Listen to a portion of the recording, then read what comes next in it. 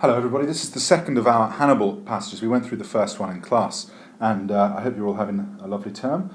I am sorry not to be with you now, but you can hopefully listen to my dulcet tones and correct your work and learn your work accordingly. Tum Publius Cornelius Scipio. Then Publius Cornelius Scipio, profectus est, set out cum exercitu.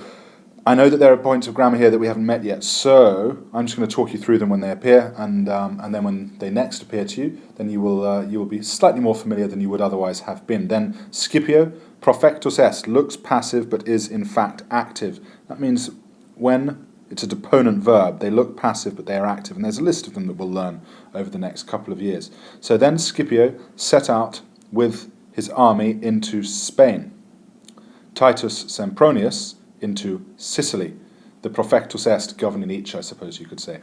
Bellum, war, indictum est, perfect passive. War was declared with the Carthaginians. Hannibal, relicto in Hispania fratre Hasdrubale. So that is here a perfect passive participle, relinquo, I leave behind. So it's with his fratre, with his brother Hasdrubal, having been left behind in Spain, he crossed the Pyreneum, he crossed the Pyrenees. Alpes, the Romans always believed that they were safe because they had the Alps sort of protecting them from the north. And this is why what Hannibal did was so surprising for them.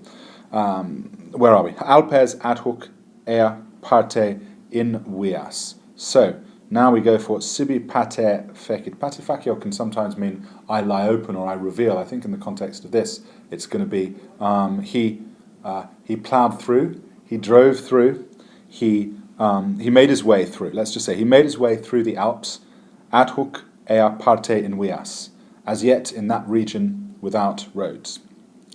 Traditur, it is handed down, as in it is said that, and now we've got our numerals, I'm terrible with numerals and maths, and it is said that, and then we've got the number over here, which I would imagine is 80, L meaning 50, and then the 3 x's.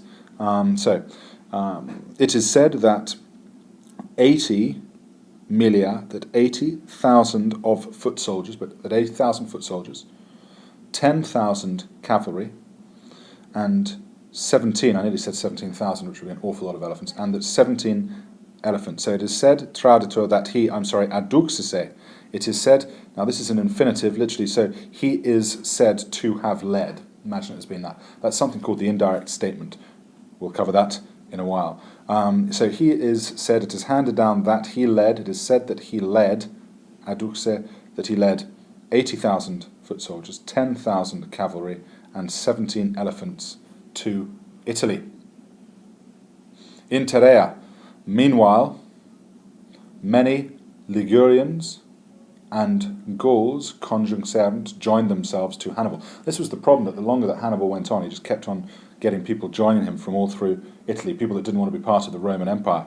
Meanwhile, many Ligurians and Gauls joined themselves to Hannibal. Sempronius Gracchus, cognito adventu, with the arrival of Hannibal, having been learned at Italy. But we just say having learned of the arrival, that's an ablative, perfect passive participle called an ablative absolute. Having learnt of the arrival of Hannibal at Italy, he trajecit, he led his army out of Sicily. He crossed his army from Sicily to Armenia, Armenia. And we will move on with the next one, passage 3, very soon. All the best then, everyone. Bye-bye.